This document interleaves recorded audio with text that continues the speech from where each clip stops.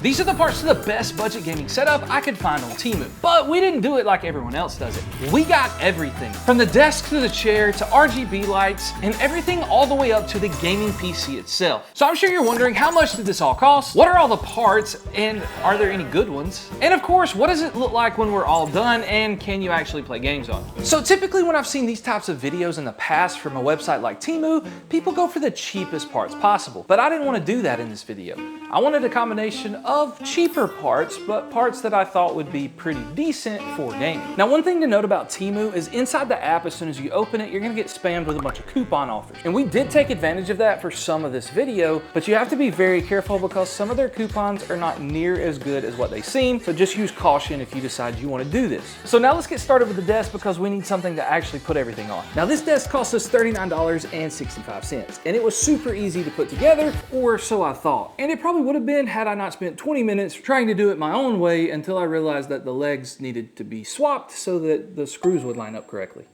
But now the table's done, and I'm actually super happy with the way it turned out. My only concern is I don't know if we're gonna have enough room to put like the PC, the keyboard, and the mouse, and the monitor all on this desk, which means we may have to commit the worst sin in all of PC gaming, putting our PC on the floor. But maybe not, because we do have this monitor arm, and it only cost us $16.64, and it's definitely a good pickup because monitor arms can be installed on the back of your desk so that you can mount your monitor and free up extra space for your keyboard and mouse. So I think it's gonna be a W.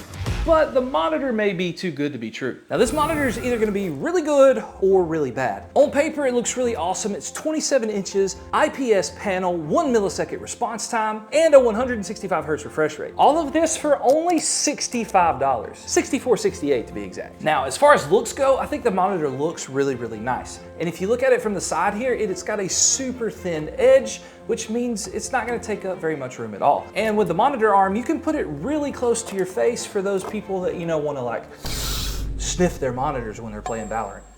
I'm sorry, that was cringy. But we'll just have to wait till we play games to see if it's really that good. But now it's time to put together this gaming chair, which we paid like $50.50 for. All right, so this chair was super easy to put together. Although I did the same thing I did with the table. I put everything on backwards and had to take it all apart and start over. But other than that, it was super easy. Now, it is not the most comfortable thing in the world, but it's not terrible. I mean, for 50 bucks. Although I'm a bigger dude, so when I first sat on it, it heard a crack. So that was not good. But other than that, it's fine. It doesn't roll the best either, but maybe if we had a mat or something, I don't know. But overall, you can't complain too much for 50 bucks. But now that I've got somewhere to sit down and we've got our desk here, let's start filling this bad boy up with some peripherals. All right, so first we're gonna start with a mouse pad so that we can just, you know, put everything on top of it. And this mouse pad was only $10,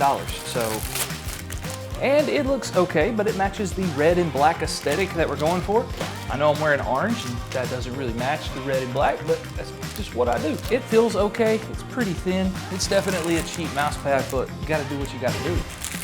All right, so next up we got the keyboard here, and this keyboard company has got a weird name that I cannot pronounce, and sometimes that P right there is actually switched out with a D on some of the places on Temu, so I don't know what that's about. Now, I was drawn to this keyboard for one main reason, and that was the price, but it is a brand that I've seen on Amazon as well, so that was another reason that I was kind of excited about trying it out. And it does have some pretty loud switches, which I'll give you a sound test here in just a second, but it is a wired keyboard that is USB-C, which is going to be pretty nice. It's a nice touch even for like a $15.56 keyboard. I think that's pretty good, but let's try a sound test. For the gaming mouse, I wanted something that was pretty nice, and this one is the Attack Shark X11. Now, I've used some different kind of Attack Shark mouses before, and this one's only like $22.13, so hopefully it's pretty good. Comes with its own charging stand, and again, it's red, so it'll fit the nice red and black aesthetic. It's actually bigger than the one that I've bought before, and it's got all the modes, so you can do it wired, Bluetooth, or use the dongle, which is like a 2.4 gig connection. But we'll have to see how it plays in game. Now for gaming headphones, we got actually two different kinds. I ordered this one originally because it's a wireless headset, a retractable microphone, and it was only like 30-something dollars. The problem with it is that it got lost in shipping, and Temu didn't have any updates for me, so they were like, we're just gonna refund you. If it shows up, great, you can keep it, don't worry about it. So I have this headset basically for free, but then I was gonna do this video like 2 months ago and I just didn't have time. And so I got this other one that was like 15 bucks. That's also red and black, but it's wired. So since this one come in, we're gonna use the wireless one, which is like 30 bucks, but it cost me $0 because it got lost. Let's see what it looks like. I mean, it feels like a cheaper version of the SteelSeries. It is adjustable, which is kind of nice. And it's got a USB dongle here. Ooh, and USB-C or regular USB. It looks like it go either way, which is nice. And even the dongle has some RGB on it, just kind of crazy. But look, surely they brought, okay, there. Here's a charging cord. So we're good on that.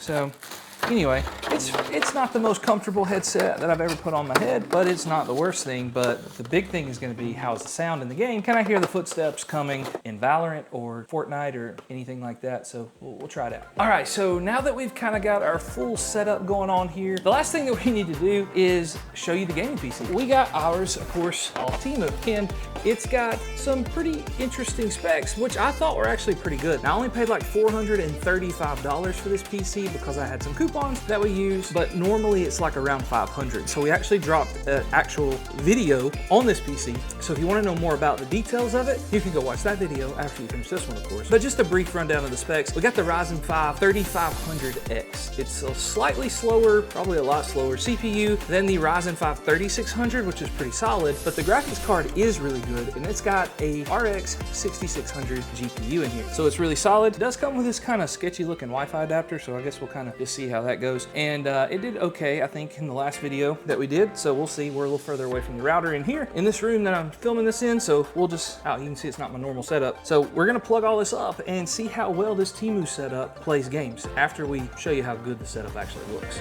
All right, so what we decided to do was play some Marvel Rivals on the setup that we just built, and all in all, the setup cost us around $700. Pretty good for a Temu gaming PC, but how good was it actually? Well, in Marvel Rivals, we were able to get around like 30-ish FPS on the high settings, but that is not exactly a playable experience. So we lowered it to low, and it got a little bit better, but the sweet spot was turning off global reflections and illuminations. You wanna make sure you turn those settings off to get the most FPS in Marvel Rivals, even with a lower end PC like what we have here. That made the experience really smooth. The monitor was way better than I expected. In fact, I didn't even notice I was playing on like a $66 monitor at all. The colors were pretty good. I could see all the characters just fine while I was playing, and it was a really smooth experience. The keyboard and mouse was super duper clicky as far as the keyboard goes, because again, it's those blue switches. It's all gonna depend on your tolerance level for that. I think you can change the switches out on that keyboard. However, that would take someone more talented than I am, and if you're gonna do that, you might as well buy a more expensive keyboard to begin with. For entry-level gaming 1080p, I think this is a really